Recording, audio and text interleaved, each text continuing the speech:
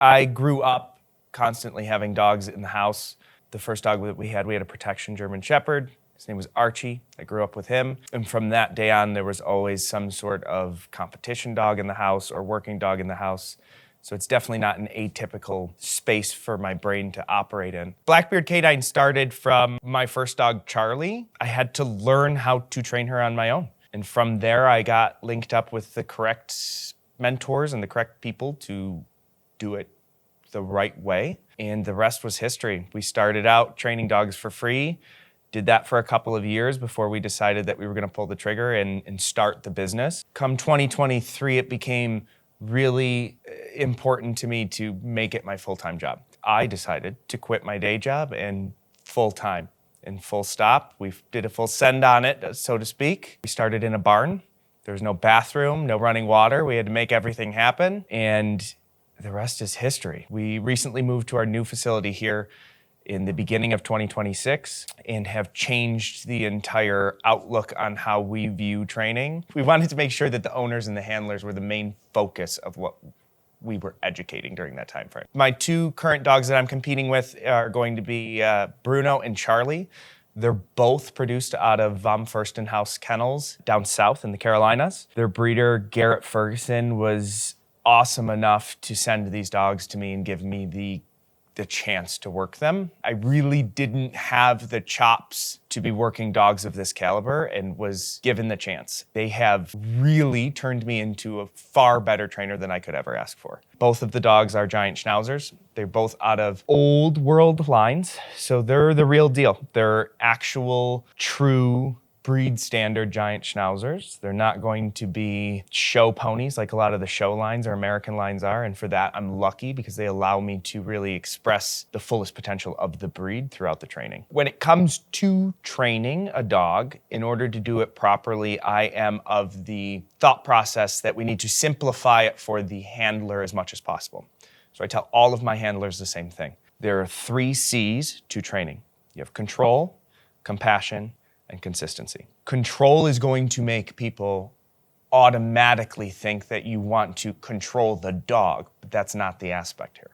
You have to control the variables, control your own emotions, control the way you think about what your expectations are in that day, control your expectations. So you have to have control over yourself as a handler to produce the end goal that you want. Compassion is another really big thing. You have to be compassionate in how you are expressing yourself to the dog. You have to be compassionate to how you are providing stimuli, whether that is positive punishment, negative reinforcement, positive reinforcement, whatever that is, you have to be compassionate and have emotion, but not too much emotion. It's a very fine line. And the last piece of being successful in training is to be mercilessly consistent. Every single day, you have to start to habituate your behaviors to get to the end goal that you want to be. Without setting that goal and setting waypoints, you can't be consistent. So you have to continually find your goals and then move your goalpost in a way that your dog can meet the expectations that are set for them. Expectations are a dicey thing when it comes to dogs and dog training because we may see something online or see something on Instagram that allows people to think, oh, my dog can do that. While most dogs can do most things, not every dog can do everything, and having an expectation that is far too high for your dog to ever reach is just not fair to them. And being fair in the expectations that we set to them is the most important piece of setting your goals for you to then be consistent in your training. My breed of choice that I've decided to really dive into and work with for my own dogs are giant schnauzers. Giant schnauzers are not a breed for everyone. They are a very strong dog with very strong feelings, and when they have those feelings, there is nothing you can do to really curb them. So the key to being successful with them is proper socialization, proper exercise, both mental and physical, because if you just use physical with them and physical exercise with them, you just create an athlete with no rules, and nobody wants a feral athlete that they're working with and living with. The dogs themselves are so difficult to work with, in my opinion, because they constantly ask why. They're one of those breeds that is so smart in understanding the puzzle that we've provided to them that they will start to cut corners and ask, why are we doing X, Y, and Z? Dogs like German Shepherds or Labs typically are going to be a lot more dialed into yes sir, no sir. They're more of a soldier than they are going to be an independent thinker. When we talk about dog breeds that are independent thinkers, they begin to be more difficult to train by their general way of processing adversity. Now, adversity in dog training sounds like a dirty word. It sounds like punishment or anything of that nature, but it's not. When we're talking about adversity in dog training, it's, okay, a puzzle that they've never seen before. It's a way forward that they've never been able to see through. We have to give them the light at the end of the tunnel, but not show them that it's a train. And with specific dog breeds, especially giant schnauzers, if you constantly show them that there's a train at the end of that tunnel every single time, they're not going to work for you. So oversimplification, making sure that things are precisely shown to them the first time is going to allow you to be successful with them in the long run. That's why I do not recommend them to first-time dog owners. I do not recommend them to people who are not going to utilize them for sport either, due to the fact that they're just a lot of dog. They're a big dog, and on top of it, it's hard to curb their feelings when they don't like something or don't want to do something. So you have to be a strong handler and a no-nonsense handler, but very fair at the same time. One of the most intriguing parts of being a dog trainer or a canine educator at this point is making sure that we are communicating to our clients that they have to train the dog that's in front of them and not the dog that's in the back of their mind, not the dog that they saw on Instagram or Facebook or the thing that they want their dog to be, and to truly take apart the emotional state, the intuitive nature, the thoughts that their own dog has. Every dog is different. Just because you own X breed, Y breed, Z breed, it doesn't mean that they're going to match up exactly to that breed standard.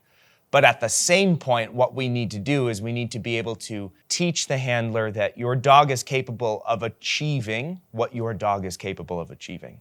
We cannot make something into something they are not. One of the biggest misconceptions most people come into training with is that their trainer is a god that can wave a magic wand and create new behaviors, and that's not how things work. Most of the time, what your trainer can do is give you the understanding of how your dog thinks, how your dog processes what's happening, and then from there, build a game plan that works for your lifestyle. You can't have somebody come in and change your entire life and say, you must live like this, because it's not sustainable. Sustainable training is working with the people that are in front of you, training the dog that is in front of you and not the dog that is in your mind, not the dog that was trained 3 sessions ago, the dog that's in front of you. Being capable of adapting and evolving to what is being shown in the learning that's there. So being capable of adapting and evolving to what that dog is capable of giving you in that moment. And that may change over the span of a week, over a span of 2 weeks, over a span of a year. The more we can generate those feelings in the handler of, hey, this goal might be 3 years from now, but being able to then say, okay, what waypoints can we set to get to that goal in the next month? What do we have to check off of the list to get there? And is it fair for us to ask that of the dog that's in front of us? Another very important piece to that is understanding what you're capable of as a handler. If you want a working dog that's going to look flashy and have all of this obedience, you better be ready to work 2 hours a day with that dog.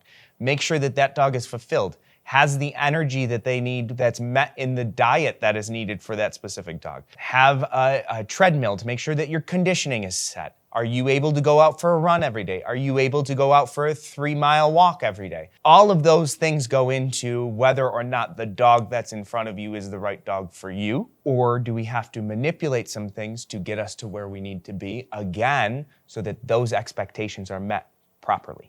The art of adaptation is the secret sauce of dog training. If you are not able to adapt in the moment to the dog that's in front of you, you have zero business being a coach, being a trainer, teaching anybody how to work with their dogs.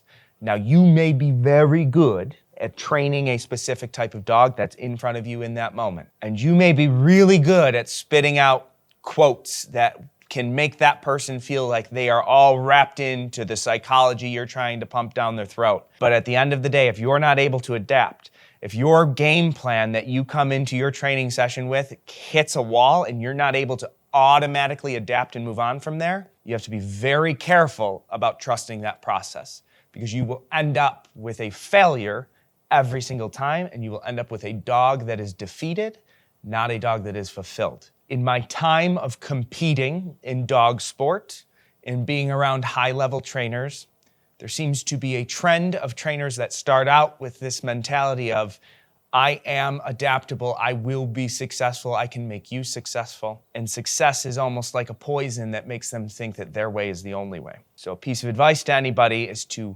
look in the mirror and say, is this working for me? If it's not, it may be time to move on and understand that the people that you hire work for you. You don't work for them. Art of adaptation. You have to be adaptable to training the dog that's in front of you, and make sure that when you hit a wall, you have 17 other things in your toolbox, 17 other things in your back pocket that you can pull out that card and go, we're gonna try this. And then if that doesn't work, you're gonna try this. And never be too proud to not call and ask for help. If your trainer or your guide or your coach is incapable of having that moment of, I'm stumped, I'm gonna phone a friend, don't hire that person.